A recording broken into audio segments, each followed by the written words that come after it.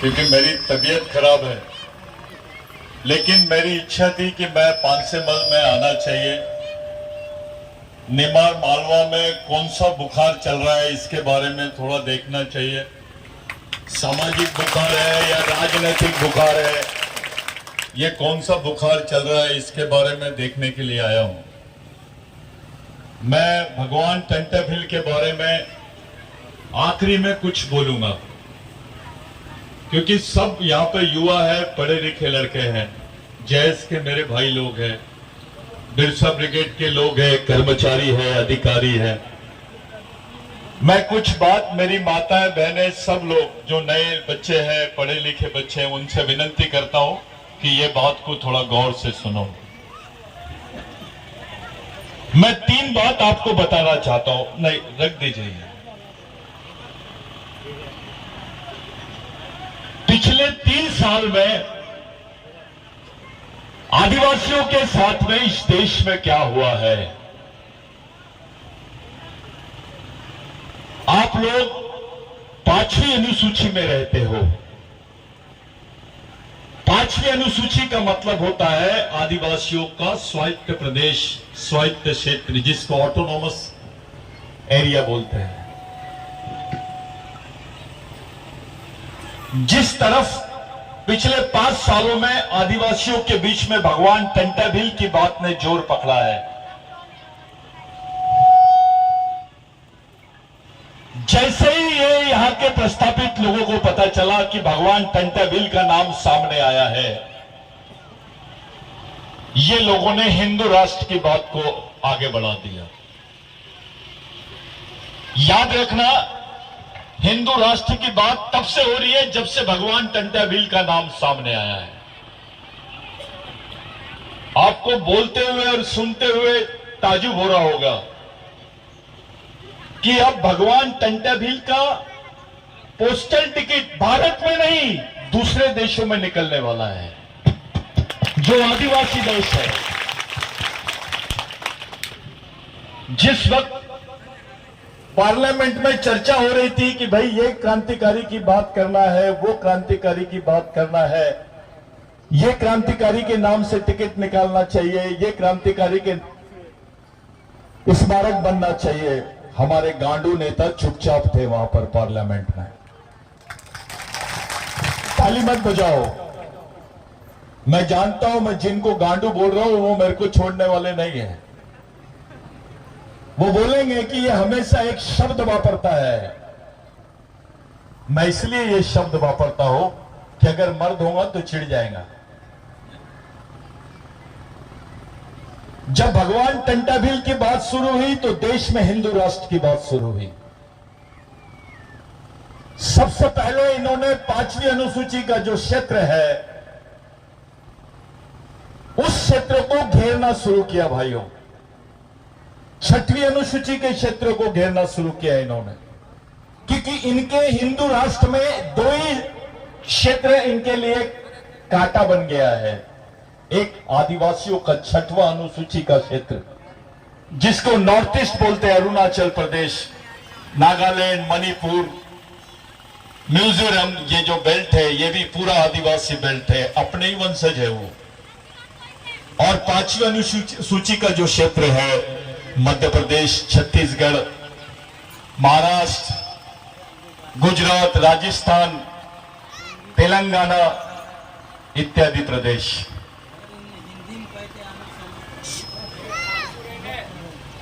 तो ये 2 क्षेत्र हैं जिनको इस देश से कोई हटा नहीं सकता। इस देश में इन क्षेत्रों के लिए ऐसा प्रावधान है कि संसद में भी अगर इन्होंने कोई संशोधन किया, अमेंडमेंट किया, तो भी इन क्षेत्रों में यह हस्तक्षेप नहीं कर सकते हैं। यह भारतीय संविधान में उल्लेखित है।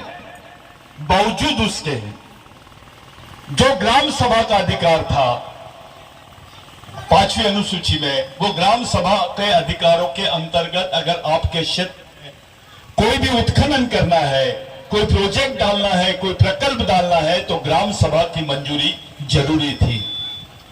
ये सरकार ने ग्राम सभा की मंजूरी की जगह, एनओसी की जगह इन्होंने परामर्शीय शब्द डाल दिया।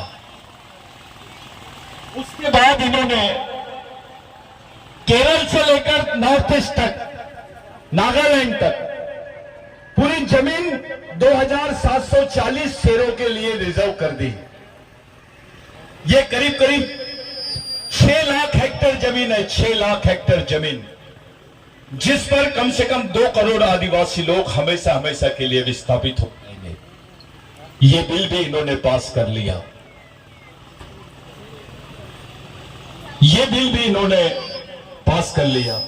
उसके बाद जब हम लोग मणिपुर के लिए चिल्ला रहे थे, मणिपुर पर चर्चा कर रहे थे, मणिपुर पर आंदोलन कर रहे थे, ये लोगों ने, आपको मालूम है मणिपुर पे क्यों आंदोलन कर रहे थे? क्योंकि हमारी आदिवासी मां बहनों को नंगा घुमाया गया था। कम से कम 200 से 400 आदिवासियों की हत्या की गई, लाखों आदिवासी विस्थापित हो गए, इनके घरों को आग लगा दी गई, 2 साल के 4 साल के बच्चे जिंदा जल गए। जिंदा जलने के बाद ये रिकॉर्ड पे भी नहीं लिए इन्होंने, ये बातें रिकॉर्ड पर भी नहीं आई, और पूरे देश के आदिवासी लोग कि भाई आदिवासी लड़कियों को नंगा घुमाया गया है, महिलाओं को नंगा घुमाया गया, इसके विरोध में पूरे देश में आदिवासी समाज ने आंदोलन किया। पूरे देश में आदिवासी लोग इसके खिलाफ में खुलेआम आंदोलन कर रहे थे। हमारे कोई नेता है, बुलाओ भैया, सबको अंदर बुला लो, अपने जो गेस्ट है उन लोगों को बुलाओ, इनका भी जोरदार तालियों से स्वागत करो भैया लोगों का। आइए आइए। हमारे बीच में मोंटू सोलंकी दादा और डॉक्टर राजू पटेल और पूरी टीम हमारे बीच में उपस्थित, उनका हम तहे दिल से स्वागत अभिनंदन करें साथियों। ठीक है, तो ये बात बड़ी गंभीर है, बहुत बढ़िया, जहां जगह है वहीं बैठ जाओ। तो हम लोग पूरे देश में इसके खिलाफ में आंदोलन कर रहे थे, और उसी दरमियान आरएसएस के लोगों ने, मोदी जी ने, भारतीय जनता पार्टी ने पार्लियामेंट में एक बिल लाई जिसको बोलते हैं फॉरेस्ट कंजर्वेशन एक्ट 2023, वन सुरक्षा अधिनियम 2023, जिसके तहत जो जमीन तुमको वन अधिकार के तहत मिलने वाली थी, जो जमीन आदिवासियों के परंपरागत अधिकारों की जमीन थी, उसको इन्होंने निजी क्षेत्रों को 60 साल की लीज के लिए दे दिया है। वो जमीनों पर जितने आदिवासी क्षेत्र आते हैं, उन आदिवासी क्षेत्रों में ये लोगों पुलिस स्टेशन के बजाय मिलिट्री के कैंप लगाने की घोषणा कर दी है। आप लोग नेट पे जाओ, 2023 फॉरेस्ट कंजर्वेशन एक्ट निकालो और पढ़ो कि तुम्हारी जिंदगी के साथ, तुम्हारे समाज के साथ क्या हुआ है। तुम्हारे क्षेत्रों में इन्होंने मिलिट्री लगा दी है।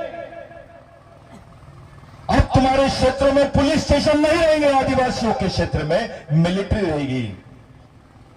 पुलिस स्टेशन में आप कंप्लेंट लिखाते हो, एफआईआर कटता है, इसको कानून का राज बोलते हैं।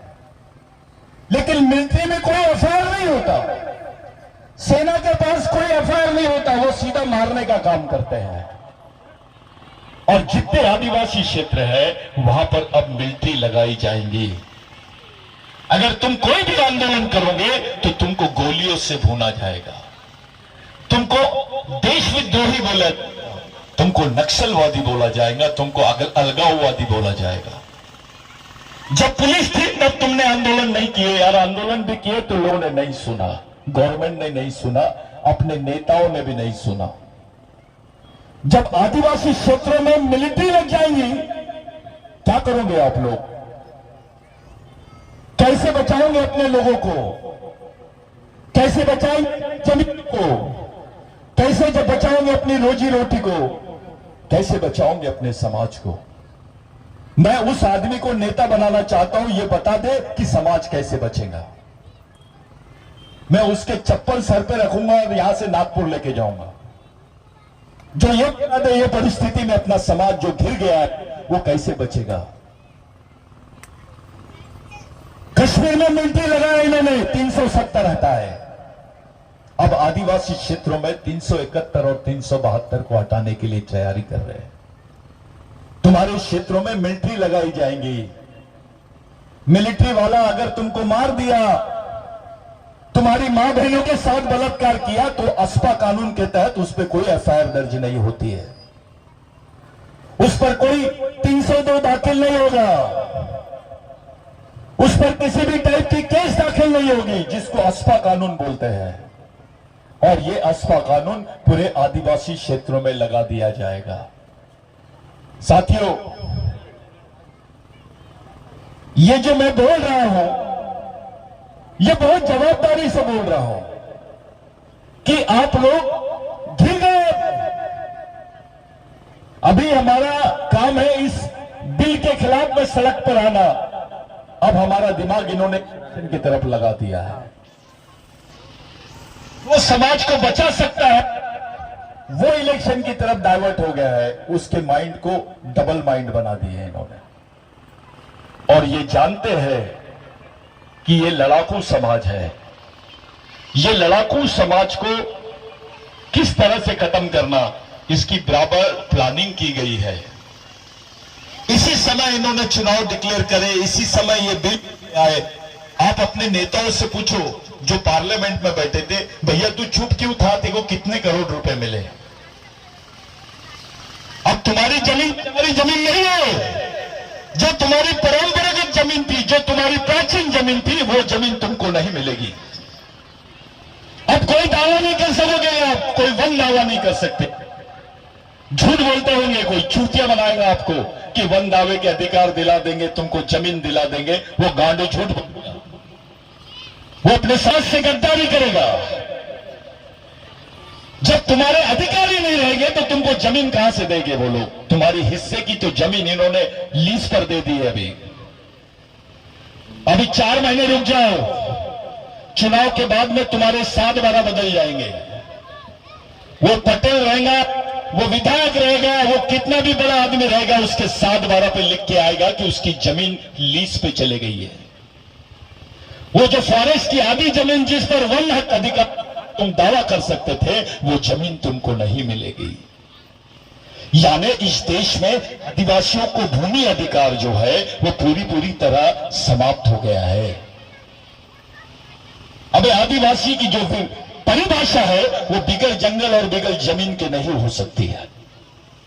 बिरसा मुंडा ने बोला था, जिसकी जमीन उसका देश। अब जमीन ही तुम्हारी नहीं रहेंगी तो तुम्हारा देश कैसे रहेगा, ये बताओ। हिंदू राष्ट्र का मतलब होता है आदिवासी मुक्त भारत, बगैर आदिवासियों के भारत। और उसकी खुलेआम घोषणा कर रहे हैं हमारे ही जमीन पर। हमारे ही लोग उनकी थैली पकड़ के घूम रहे हैं, हमारे ही लोग उनका झंडा पकड़ के घूम रहे हैं। आपका ही भाई आपके दुश्मन की सेना का सेनापति है। किससे लड़ोगे तुम? कैसे लड़ोगे तुम? एक तरफ मिलिट्री लगी रहेगी, दूसरी तरफ कानून। अगर आप जमीन का भी आंदोलन छेड़ोगे तो ये लोग आपको भून डालेंगे गोलियों से। जो कश्मीर में हुआ अब वो आदिवासी क्षेत्रों में होगा। कैसे बचाएंगे बताइए? क्या करोगे आप? क्या रास्ता है? चलो उसको नेता बना देते हैं जो समाज को बचाने का रास्ता बता दे। मैं तो जिस दिन से भी उस दिन से मैं सोच ही नहीं पा रहा हूं कि क्या किया जाए, कैसे किया जाए, कौन सी पार्टी के पास जाया जाए। अरे कांग्रेस का भी राज्यसभा में बहुमत था विपक्षी पार्टियों का, इन्होंने बहिर्गमन कर दिया और इधर 20 मिनट में 7 बिल पास हो गए। इसका मतलब कहीं ना कहीं कांग्रेस का भी हाथ होगा इसमें। किस पे भरोसा करेंगे आप? कौन सी पार्टी पे भरोसा करोगे तुम? कौन से लोगों पर भरोसा करोगे तुम? जो तुम्हारी जिंदगी का सवाल है। इलेक्शन तो चिल्लर बात है। हिजड़ा भी लड़ता है इलेक्शन में, वो भी जीत के आता है। यहां समाज की बात है, समाज को कैसे बचाएंगे इस पे बात होनी चाहिए। रास्ता बनाया जाए, कोई लड़क रास्ता बनाया जाए, अपनी आने वाली पीढ़ी को बचाने का रास्ता बनाया तो बात है। जब हम ऐसा सोचते हैं तो हमसे भी ज्यादा विपरीत परिस्थिति में भगवान टंटाभिल ने लड़ाई लड़ा है। कुछ लोग भगवान टंटाभिल का फोटो भी लगाने से डरते थे पहले। जब मैं यहां इस क्षेत्र में काम शुरू किया तो मैंने देखा, मेरे साथ में दादा रहते थे, बहुत सारे हमारे लोग हैं, सब लोग रहते थे। जयस के साथी भी उस वक्त पूरे कैडेट्स को चलाते थे।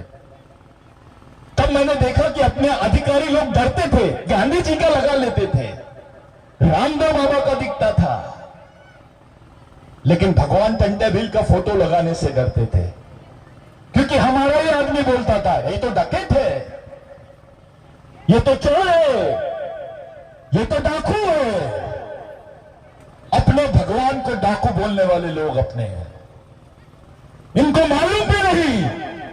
अबे जो जमीन तेरे पास है, तेरे बाप ने नहीं, तेरे दादा ने नहीं, उसको टंटाभिल ने दिया है, किसी भगवान ने नहीं दिया है।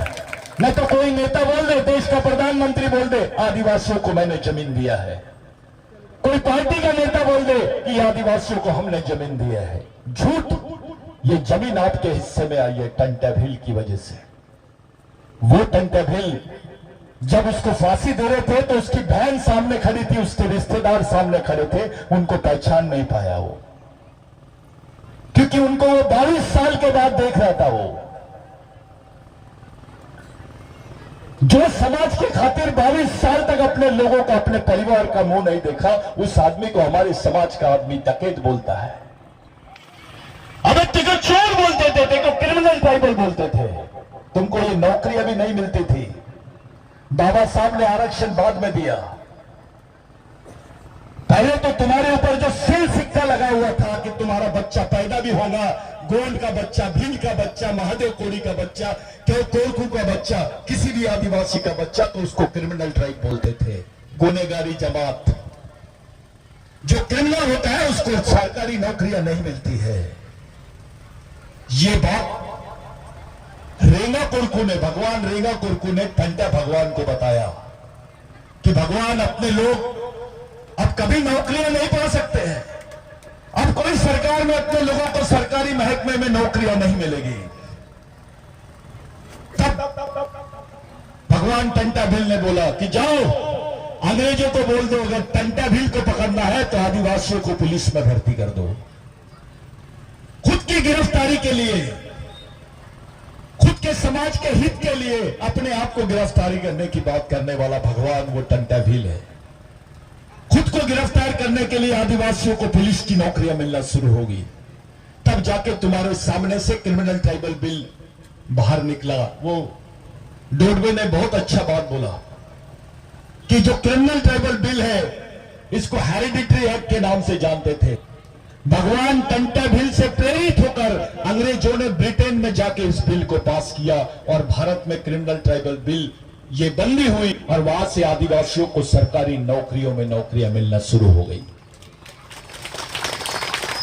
तू अधिकारी है, तू कर्मचारी है, टीचर है, डॉक्टर है, इंजीनियर है, विधायक है, मंत्री है, सिर्फ भगवान टंटाभिल के भरोसे, किसी पार्टी के भरोसे नहीं, किसी नेता फेता के भरोसे नहीं। अब तेरा ओरिजिनल भगवान टंटाभिल है, तेरे खून में गद्दारी है, तू अपने भगवान का नाम नहीं लेता है।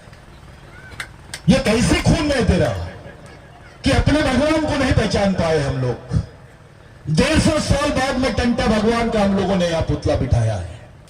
इसी पंचमाल में, इसको पंचमाल बोलते हैं, पहले पंचमाल बोलते थे, अंग्रेजी में इसका रिकॉर्ड पे नाम आ रहा है पंचमाल। यहां 17 लोगों को टंटाभिल ने मारा था इसी पंचमाल में।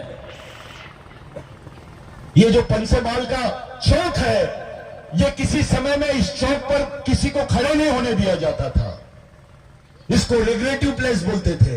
रिग्रेटिव प्लेस इसलिए क्योंकि 14 लोगों को बांध के मारा था टंटाभिल ने यहां पर।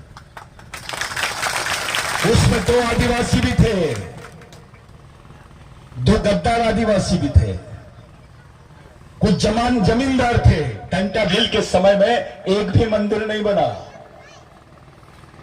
किसी गरीब के घर में शादी होती थी, पैसे नहीं होते थे तो खबर पहुंच जाती थी टंटा भील को 7 घंटे में। महाराष्ट्र में टंटा भील अगर रहता होगा तो 7 घंटे में खबर पहुंच जाती थी टंटा भील तक। अभी तो टेलीफोन से नहीं पहुंचती है।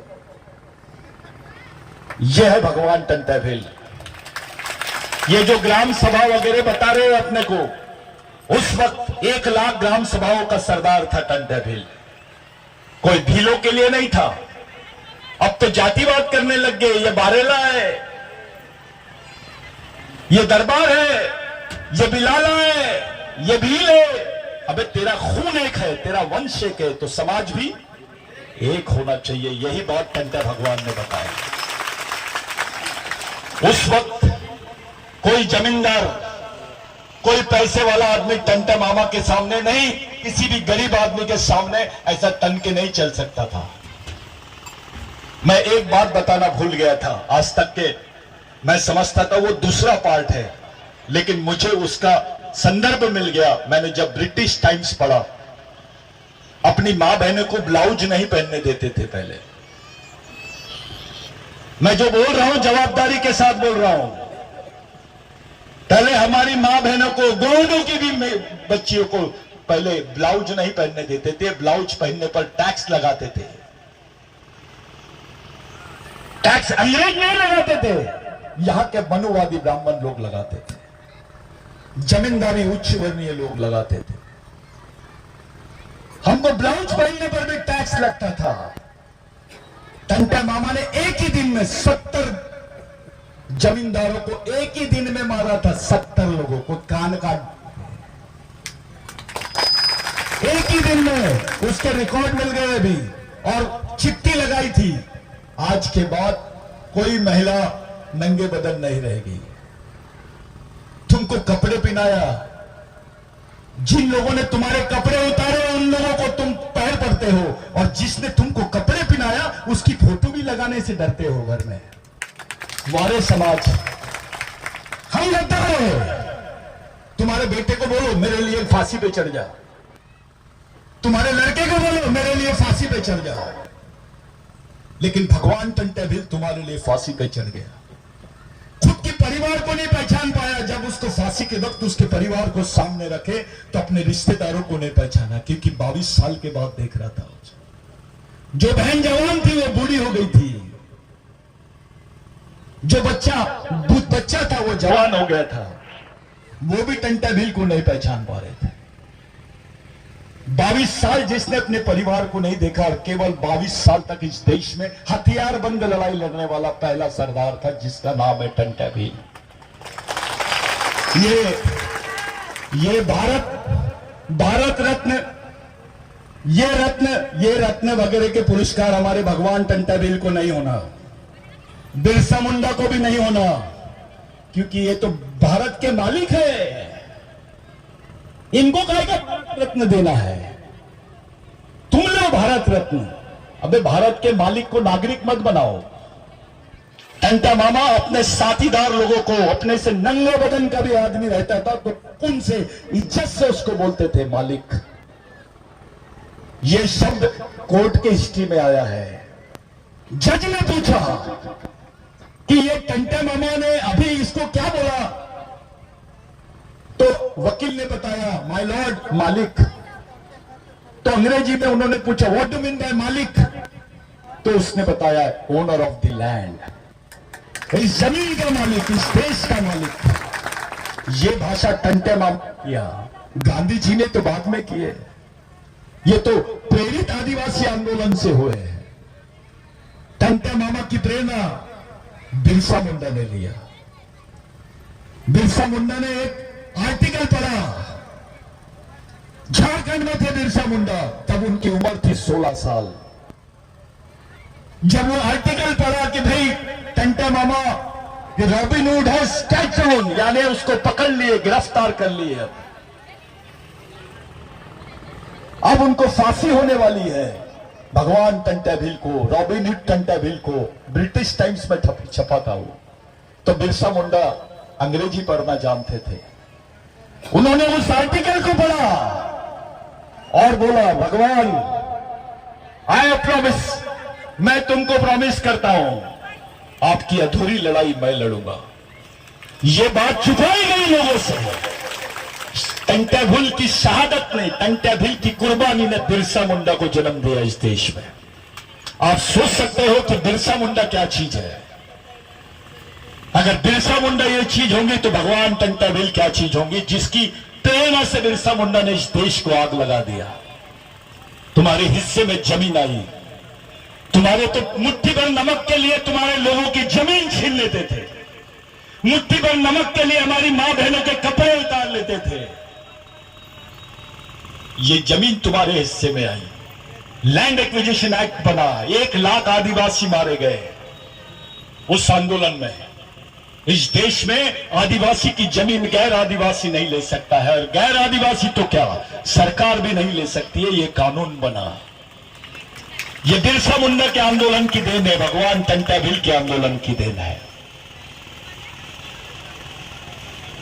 सीपीएन बरार प्रोविंस कानून, सेंट्रल इंडिया प्रोविंस कानून, जिसको लैंड एक्विजिशन एक्ट बोलते हैं, ये भगवान टंट्या भिल की वजह से बना है। मैं नहीं बोल रहा हूं। यहां के कुछ मनुवादी लोग, इतिहासकार बोल रहे थे कि नहीं नहीं ये तो अंग्रेजों ने बनाया। गलत बात। अंग्रेजों ने स्वीकार कर लिया कि हम भगवान टंट्या भिल से प्रेरित होकर बनाए हैं। अब ये मैं नहीं बोल रहा हूं, अंग्रेजों ने वहां लिखा है, हाउस ऑफ ऑनर के रिकॉर्ड्स में आया है ये। साथियों, आपका इतिहास खत्म किया जा रहा है, आपकी पीढ़ी को पागल बनाया जा रहा है, धर्म के नाम पर, भगवान के नाम पर, जाति के नाम पर। हमको धर्म समझता है, समाज नहीं समझता है। अब संविधान में तुम्हारे जो 2 अधिकार है वो धर्म के बारे, धर्म की वजह से नहीं है। जो आरक्षण का अधिकार है, संरक्षण का अधिकार है, जमीन का अधिकार है, वो समाज की वजह से, किसी धर्म की वजह से नहीं है। जिसकी वजह से तुम्हारे अधिकार है उसी व्यवस्था को हम लोग खत्म कर रहे हैं। हमको पार्टी समझता है, नेता समझता है, धर्म समझता है, लेकिन समाज नहीं समझता है। भगवान टंट्या भिल ने समाज के लिए कुर्बानी दिया है, कोई जाति के लिए नहीं, केवल भीलों के लिए नहीं, इस देश के तमाम शोषित पीड़ित लोगों के लिए। भगवान टंट्या भिल की आंदोलन की वजह से तो ब्राह्मण को भी फायदा हुआ है। भगवान टंट्या भिल के आंदोलन की वजह से इस देश के ओबीसी को फायदा हुआ है, एससी को फायदा हुआ है। डॉक्टर बाबा साहब आंबेडकर बचपन में टंट्या भिल बनते थे, उसकी मां को टंट्या भिल बनाना पड़ता था, उनको कहानी सुनाती थी उनको, क्योंकि मऊ के है भगवान टंट्या भिल। उनका जो कर्म स्थल है, जिसको आप लोग पवित्र स्थल मानते हैं, जानते हो ना, पाताल पानी, और उसी मऊ में, उसी जमीन पर डॉक्टर बाबा साहब आंबेडकर का जन्म हुआ है। बचपन से बाबा साहब को टंट्या भिल की कहानियां सुनाती थी उसकी मां। उस वक्त गाने बनते थे भगवान टंट्या भिल के, केवल आपके प्रदेश में नहीं, मैं जहां नागपुर में रहता हूं, मेरे आजा टंट्या भिल बनते थे। उनके साथी सब पूरे गांव के बस्ती के लोग भगवान टंट्या भिल लिखते थे। ऐसा उनके नाम से खंबा लगाते थे, शेर बनते थे, उनके नाम से जंजीर बांधते थे। इतनी इस देश में इतना प्रख्यात तो कोई भगवान भी नहीं हुआ जितना टंट्या भिल हुआ है। एक अंग्रेज ने लिखा, I have seen living God. James Stephen करके एक अंग्रेज है, जो ऑफिसर था, पुलिस ऑफिसर था, उसने लिखा, I have seen living God, मैंने जिंदा भगवान को देखा हूं। यह भगवान टंट्या भिल के बारे में बोला है।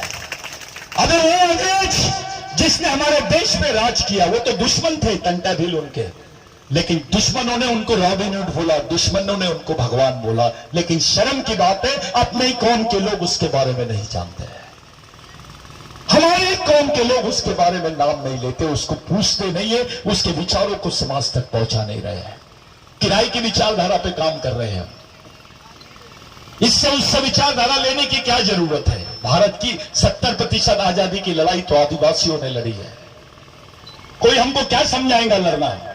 हमारे तो खून में है लड़ना है, हमारे डीएनए में लड़ना है। यह टंट्या भिल की बात है मेरे भाइयों। टंट्या भिल ऐसा वैसा नाम नहीं है। ये पुतला लगा दिए, 2 अगरबत्ती लगा दी, हार चला दिए, टंटा भील का एहसान खत्म। हमारी 10 पीढ़ी भी जाएंगी ना तो टंटा भील के खून का, हमारा खून का कतरा कतरा उसका गुलाम रहेगा। वो नाम है टंटा भील। मैं तुमसे सच बता रहा हूं, टंटा भील के आंदोलन से लेकर प्रेरणा लेकर आज अफगानिस्तान में आंदोलन शुरू हुआ है। साउथ अफ्रीका के लोग भी टंटा भील का जिक्र करने लग गए हैं। बांग्लादेश में नाम आ रहा है टंटा भील का। बॉर्डर एरिया पाकिस्तान का, वहां पे भी लोग टंटा भील को मानते हैं, क्योंकि वहां पर जितने भील है वो इस्लाम ले लिए, लेकिन उनका आराध्य है टंटा भील। भगवान टंटा भील ने मोहनजोदड़ो हड़प्पा के बारे में बोला था, ये मेरे पुरखों की जमीन है, इस जमीन के अंदर हमारे पुरखों की लाश दफन है, मुझे जिस दिन भी मौका मिलेगा मैं उन्हें पुनर्जागृत कर दूंगा। ये बात टंटा भील ने बोला है। ऐसे हम लोगों ने तो उसका इतिहास ही नहीं लिखा। मैंने एक आदिवासी पढ़ा लिखा आदमी था जिसको पीएचडी मिली है गुजरात में, मैं नाम नहीं लेता हूं, और उसने लिख दिया डकैत टंट्या भील, डकैत टंट्या मामा। मेरे को बड़ा अफसोस हुआ कि अपने कौम के लोग हिम्मत कर रहे हैं ये बात बोलने, दुश्मन के दिमाग से चल रहे हैं, बच्चा आदिवासियों का, लेकिन उसके दिमाग में जो सीडी है, जो विचार है, वो पांडे जी के है, तिवारी जी के है, कुलकर्णी जी के है, अपने आदमी के नहीं है। आज जो हालात अपने समाज की बनी हुई है बहुत गंभीर है। आप लोग इतनी जोश से जैस का, बिरसा ब्रिगेड के लोगों का आप लोगों ने स्वागत किया। शायद ऐसा लगता है मेरे को, आपको ऐसी लग रही होंगी कि बहुत उम्मीद है सतीश दादा आया है कुछ तो भी करेगा। मैं हकीकत बता दे रहा हूं, मेरा दिमाग चलना बंद हो गया है जिस दिन से मुझे पता चला है कि आदिवासी क्षेत्रों में मिलिट्री लगाई जाएगी। क्या करेंगे ये जैस के लोग? कौन है इनके पीछे? कौन सा नेता है तुम्हारा जो इनको मदद कर सकेगा? कौन वाली है? तुम्हारे लोग जिंदगी कांग्रेस के पीछे घसते हैं और टिकटों के लिए करोड़ों रुपए दे रहे हैं। अबे उधर करोड़ देने के बजाय यही करोड़ देना बे, अपनी कौम के लिए कुछ कर दे खर्चा। इतना पैसा है तो। पिछली बार बिरसा ब्रिगेड ने कांग्रेस को बहुत मदद की थी हमने। वो इसलिए की गई थी क्योंकि आरएसएस आदिवासियों के बीच में बहुत बढ़ गया था। उस वक्त जैस का कार्यक्रम थोड़ा कम था लेकिन गर्म था, तो हमारे लड़कों को ये लोगों ने बेवकूफ बनाना शुरू कर दिया था। कुछ लोगों को ऐसा लगा, जो रहनुमाई करने लगे उनको लगा वो देश के नेता बन गए। थोड़ा कुछ हुआ कि उसको ऐसा लगता है मैं बहुत बड़ा नेता बन गया। अपने आंग में ही नेता आता है, टंटा भील नहीं आता है। हमको जल्दी समझ में आ जाता है पॉलिटिकल भाषा, सामाजिक भाषा नहीं समझती। उस वक्त सभी साथियों ने, सभी लड़कों ने, जैस के लड़कों ने, बिरसा ब्रिगेड के लोगों ने और भी संगठनों ने मिलकर कांग्रेस को मदद किया। सिर्फ और सिर्फ आदिवासियों की वजह से मध्य प्रदेश में गवर्नमेंट बनी कांग्रेस की। आज वही कांग्रेस आदिवासियों के प्रश्नों से पल्ला झाड़ रही है। कोई नेता सामने नहीं आ रहा है, ये नहीं बोल रहा है कि भैया जो बिल पास हुआ है पार्लियामेंट में उसको हम निरस्त कर देंगे। कोई बोल रहा नहीं है, कोई बात नहीं कर रहा। अपने नेता तो बोलते ही नहीं, वो तो मुक्के जानवर जैसे खड़े हैं वहां। आदिवासी का एक भी नेता मध्य प्रदेश में कांग्रेस का आपको टिकट दिला सकता है क्या? बताइए। और अपने समाज के सिवा कांग्रेस की पॉलिटिक्स नहीं होती है। वोट हमारे, नेतागिरी तुम्हारी, हमारा आदमी नौकर जैसा काम करेगा, ये चलेगा नहीं। और पार्टी बना लेना ये भी हल नहीं है। अब हमको चतुराई से काम करने की जरूरत है, क्योंकि केवल राजनीति ये नहीं है, हमारा पूरा समाज फंस गया है चक्रव्यूह में। इसमें से निकलना है मेरे भाई। थोड़ी भी गलती होगी ना तो हमको कोई माफ नहीं करेगा। मैं ये बात बंद रूम में करना चाहिए, खुले मंच पे कर रहा हूं। मैं जानता हूं इसमें से कुछ लोग पूरी ले जाके खबर सुना देंगे, सुनाना चाहिए। सबको पता चलना चाहिए कि ये बात खुलेआम चर्चा में आ रही है, मैं कर रहा हूं। मेरे को पागल कुत्ते ने काटा है। कुछ लोग बोलते हैं साला दाढ़ी वाला है, नक्सलवादी दिखता है। ऐसा आदमी बोलता है जो धोती पहनता है। अबे मैं भी इंजीनियर हूं, मैं भी पढ़ा लिखा हूं, मेरे को भी समझता है मेरी कौम के बारे में। बेवकूफ नहीं हूं मैं। इतने सालों से समाज की जमीन पे काम कर रहा हूं। मैं चाहता तो मैं भी मिनिस्टर बन जाता था। बहुत शॉर्टकट है बनना, बहुत आसान है। मैं भी चाहता तो ये सब चीजें, ये क्रांतिकारियों के विचारों को लेकर पूरे देश भर नहीं घूमता। मेरे को गर्व है ये बिरसा ब्रिगेड की वजह से। आज पाकिस्तान का आदिवासी तो भगवान टंट्या भील की बात कर रहा है, बिरसा मुंडा की बात कर रहा है, नेपाल का आदिवासी बात कर रहा है, ईरान का आदिवासी बात कर रहा है, इराक का आदिवासी बात कर रहा है। क्योंकि जब वो इंटरनेशनल कॉन्फ्रेंस में आया तो उसने भारत से कुछ नहीं लेके गया, ये महापुरुषों को लेके गया। और पूरे उनकी हिस्ट्री आज पूरे विश्व के आदिवासियों की प्रेरणा बन गए हमारे क्रांतिकारी। मेरे लिए, आप आम लोगों के लिए यह चुनौती है, चुनाव नहीं है। यह चुनौती है, हमारे सामने सामाजिक चुनौती है कि हम अपने अस्तित्व को बचाएंगे कैसे। याद रखिए, नेता बड़ा नहीं होता है, पार्टी बड़ी नहीं होती है, समाज किसी भी कंडीशन में बड़ा होता है। और मैं ऐसा मानता हूं, नेता कोई भी जीते, नेता कोई भी हारे, पार्टी कोई भी जीते, पार्टी कोई भी हारे, समाज नहीं हारना चाहिए। बस ये याद में रखिए। आज के दिन जितने लोग यहां पर मौजूद हैं, सभी अपनी जगह एक सोच रखते हैं, अपना अपना एक नजरिया है उनका। कम ज्यादा तो सभी जगह होता है, लेकिन हो सकता है जो चीज मैं नहीं सोच पा रहा होगा वो चीज दिमाग में चल रही होगी। आपको सब लोगों से सीखना है। बच्चा भी बोलता है सीखना है, क्योंकि सीखने की उम्र कम नहीं होती। आदमी मरते रहता है तब भी सीखता है। आप लोगों से मेरी विनती है, आप केवल और केवल पहले समाज के बारे में सोचें।